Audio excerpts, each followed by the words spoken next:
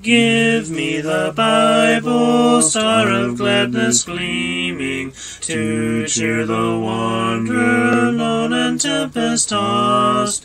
No storms can hide that radiance peaceful beaming, since Jesus came to seek and save the lost. Give me the Bible, holy message shining, thy light shall guide me in the narrow way. Precept and promise, law and love combining, till night shall vanish in eternal day. Give me the Bible when my heart is broken, when sin and grief have filled my soul with fear. Give me the precious words by Jesus spoken. Hold up faith's lamp to show my Savior near. Give me the Bible, holy message shining, thy light shall guide me in the narrow way. Precept and promise, law and love combining, till night shall vanish in eternal day. Give me the Bible, all my steps enlighten, teach me the dangers of these realms below.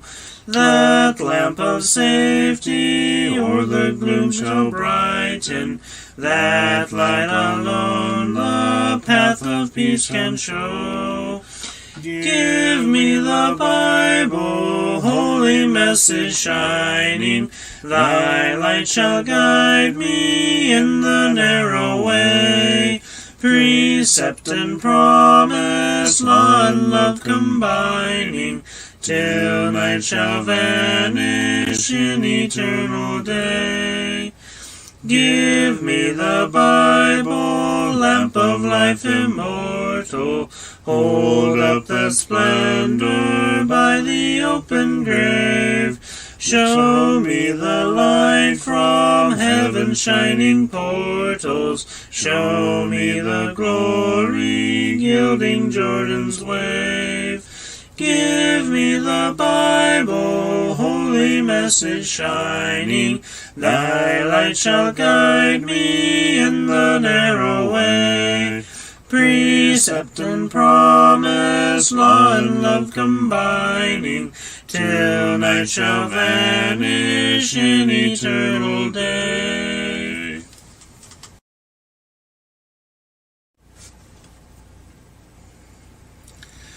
Break thou the bread of life, dear Lord, to me,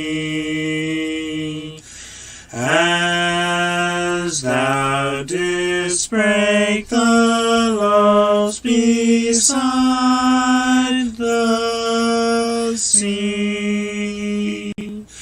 Beyond the sacred page, I seek thee, Lord. My spirit pants for thee, O living word. Bless thou the truth, dear Lord, to me,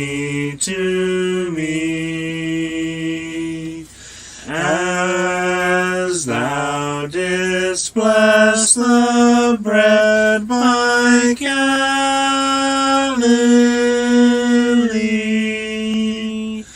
Then shall all bondage cease, all fetters fall, and I shall find my peace, my all in all.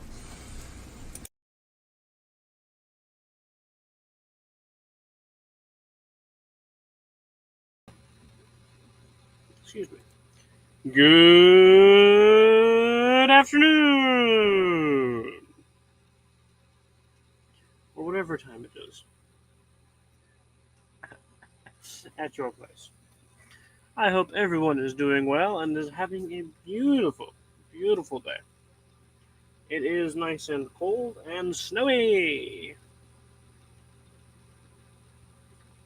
Plenty of snow to go around.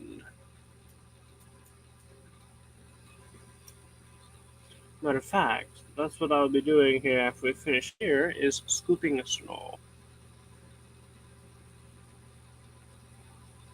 So yeah, I hope everyone's enjoying their day. Hello, Sister Reba!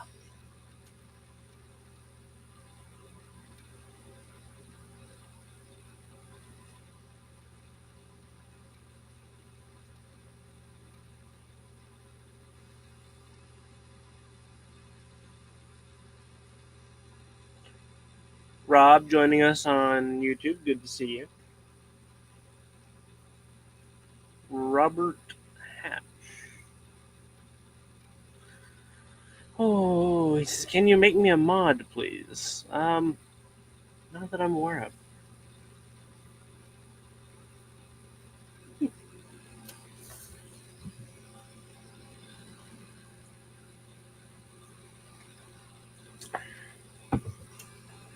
Jack says I subbed. Thank you.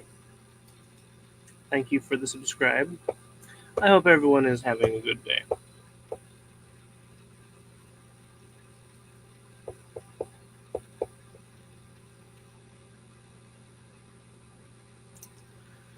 Oh, Reba says...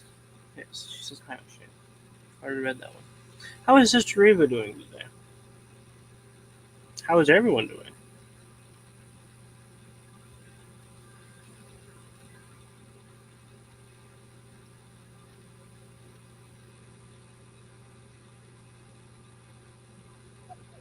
I get to go shovel snow after this. We got about 4 inches of snow, depending upon where you're at.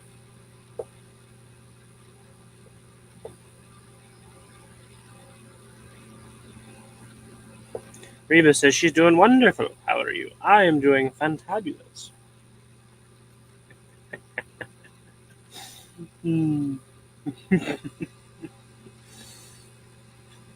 Mostly glad that you're doing wonderful, sister.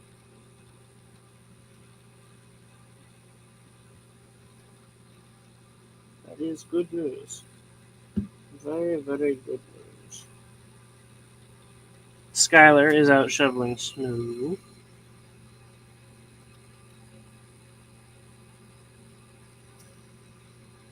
And Larry Bob is on his way.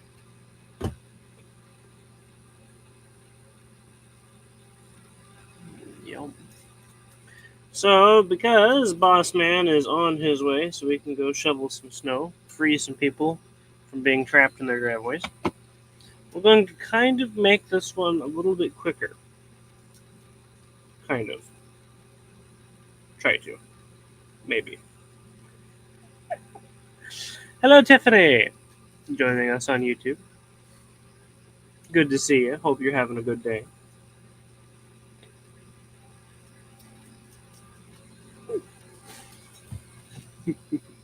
Notice I said try to be a little bit shorter. No guarantees. No guarantees.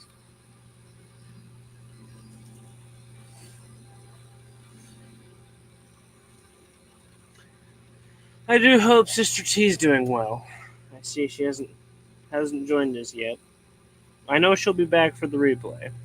Most undoubtedly. I wonder if she managed to get her car tire trouble solved.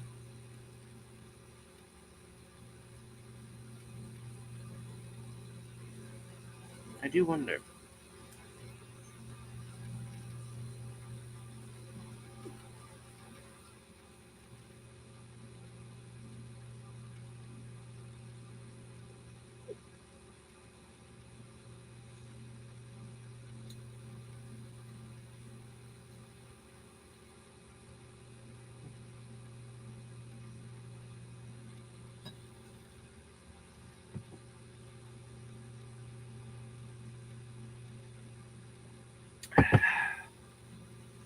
This is definitely the weather that makes you go, man, I need to have that coffee cup close by.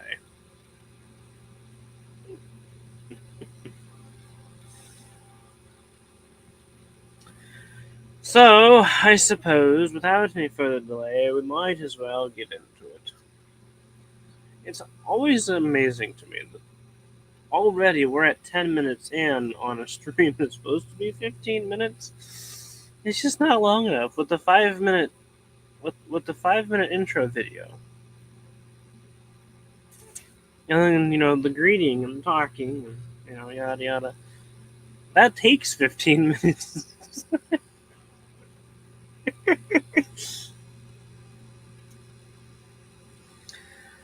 Oh, but anywho, I suppose let's get into it. Skylar said he will try to join us when he's in the car. So we look forward to his joining. But until then, our mind for the day is Ecclesiastes. The shaft we're going down will be chapter 10, and the vein of gold we're picking through will be 6 through 10. Let's dig, y'all.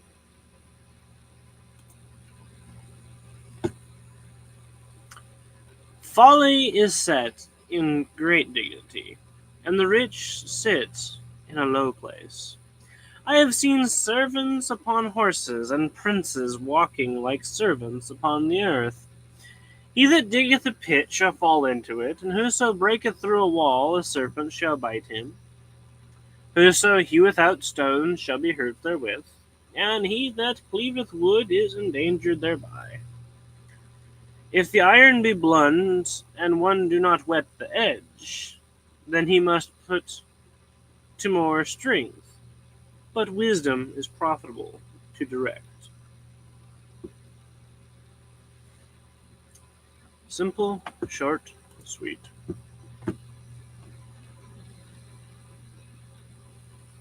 We're going to kind of back up into verse 5 to get a little bit of a feel for these next chunk of verses. But he says, "There is an evil which I have seen under the sun, and it were an error which proceedeth from, as it were, an error which proceedeth from the ruler." I have to keep in mind that the word used for evil here doesn't always mean wickedness. Oftentimes you'll find through the scriptures it's more like, is something wrong? Like error, as he mentions later in the verse.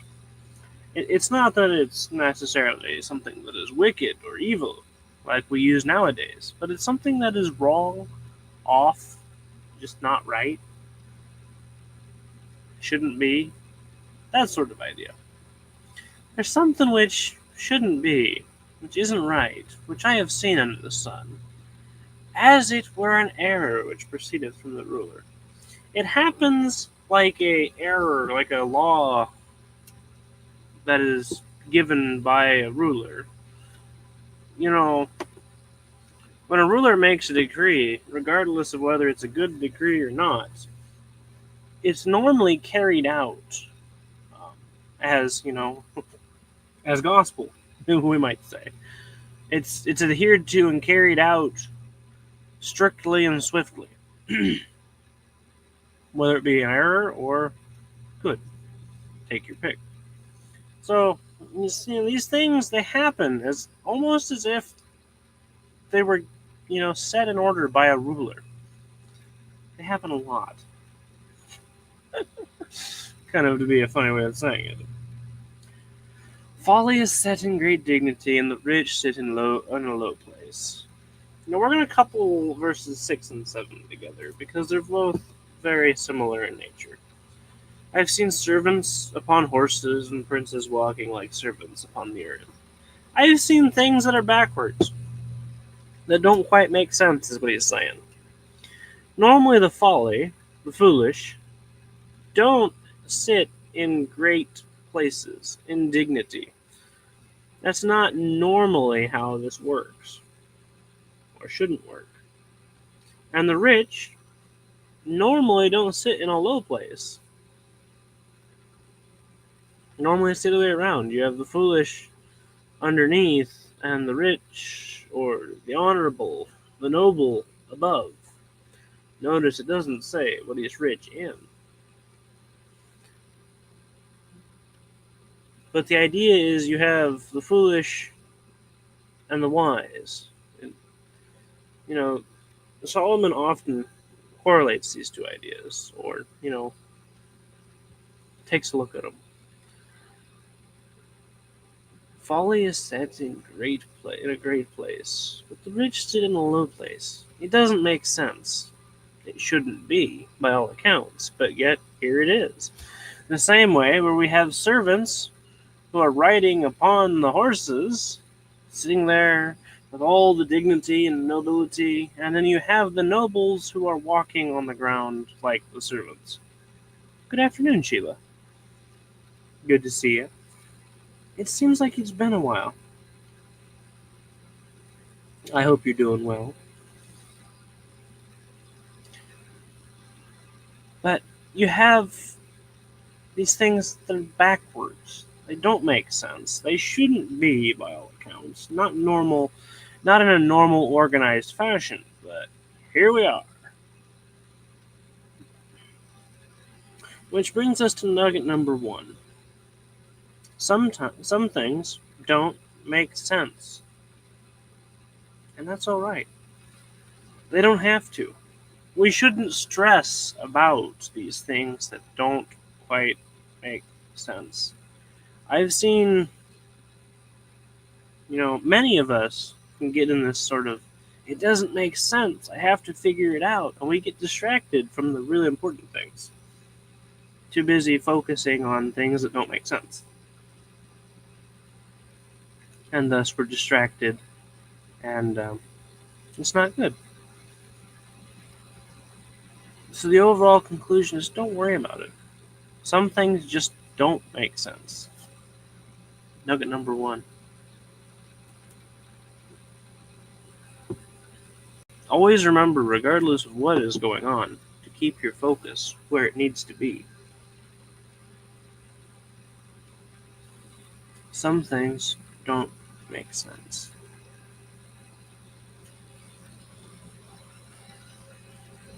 Reba greets Sheila. Sheila greets Sister Reba.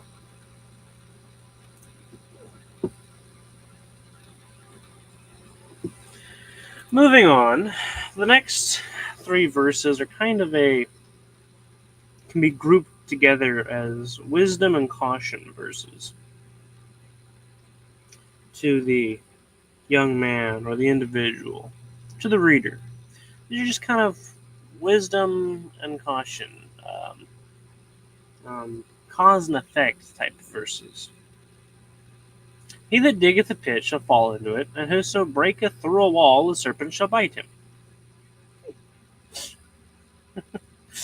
I mean, he's very straightforward with it.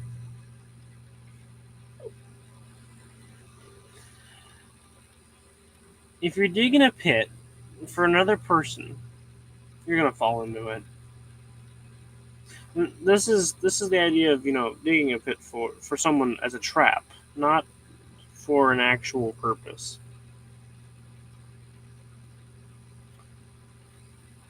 It's the idea of breaking through a wall to come into a place where you're not supposed to be. These are not good intended things. So basically, the person that's doing them is starting off being an idiot. Putting it bluntly, I know. He that diggeth a pit shall fall into it, and whoso breaketh through a wall, a serpent shall bite him. I'm sure many of us have found ourselves in similar situations where we're like, wait a minute. Yeah, this is stupid.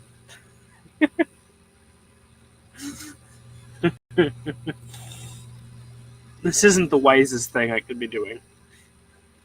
And sometimes even this isn't the most godly thing I can be doing.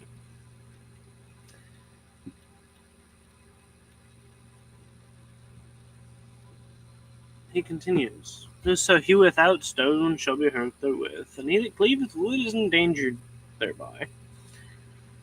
When you're mining, digging up stone, and hauling them, you're going to get hurt.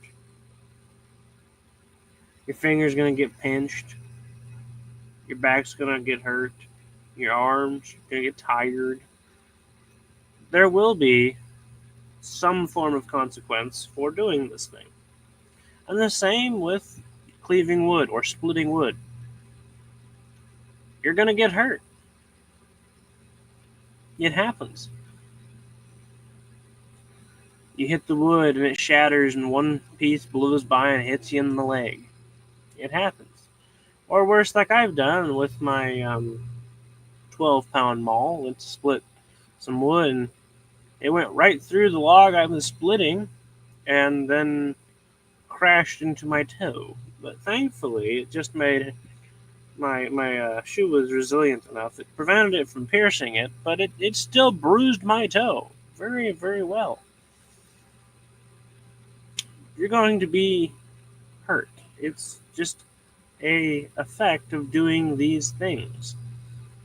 It's not necessarily a bad thing, not necessarily a good thing. As a landscaper, I know very well when you're hauling out stones, moving boulders around, your fingers are going to get pinched. You're going to get tired. You're going to get sore.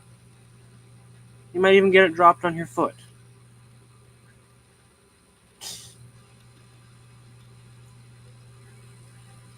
The overall message thereby is, 1, be smart about what you're doing. And 2, be careful. Don't be reckless, because otherwise it's only going to get worse.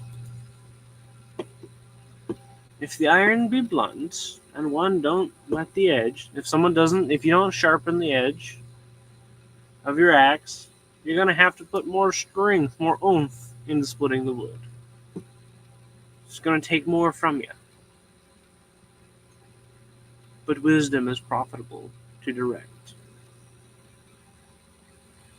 And therein lies the conclusion to these 3 verses. That wisdom is profitable to direct. If you direct wisdom towards these 3 situations, it's very profitable. You're not going to dig a pit to try to trap someone and fall in it. You're not going to break through a wall to try to harm or steal and get bit by a snake.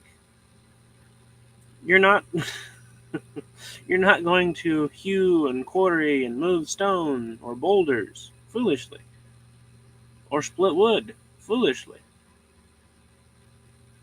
And you're not going to sit there and wail at a log with a blunt axe.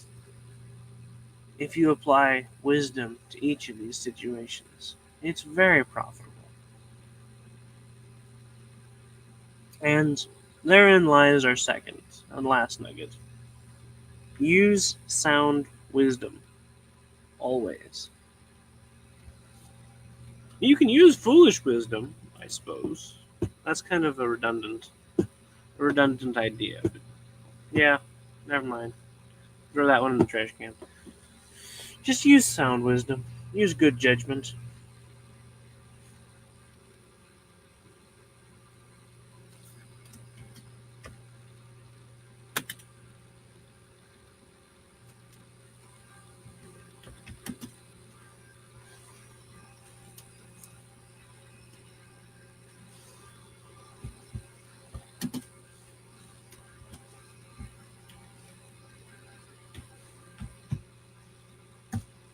Use sound wisdom.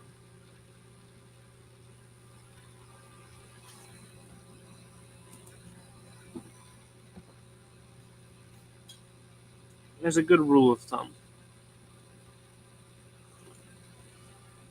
I forgot the N.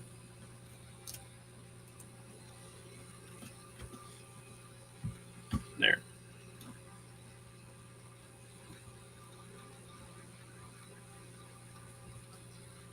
Sound. Not sod.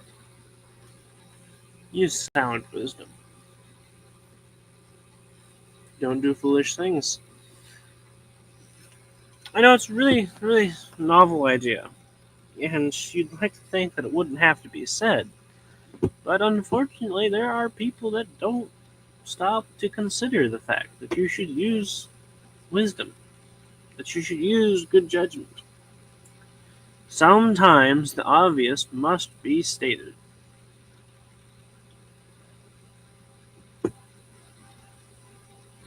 Nugget run through. Some things don't make sense. Nugget number 1. Nugget number 2. Use sound wisdom. Sound wisdom.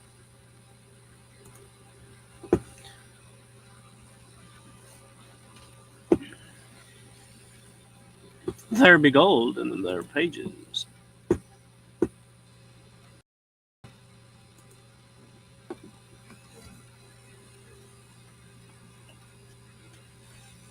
Now, I get to go shovel snow. Reba says, thank you for them there golden nuggets. You're welcome, Sister Reba. Thank you for being here. Thank you all for being here. Sister T, who I know will be here eventually. Skylar, who'll be here eventually for the replay. Thank you, Sister Sheila, for stopping by, and for everyone over there on the YouTube. Thank you. I do appreciate each and every one of you. It makes this a lot more enjoyable. I get kind of lonely here. And so, y'all, as always, thank you. Till we meet again, God bless you all. Stay safe and stay strong. I love each and every one of you. I do. Until next time. Bye-bye. Good Luke, pip pip, cheerio.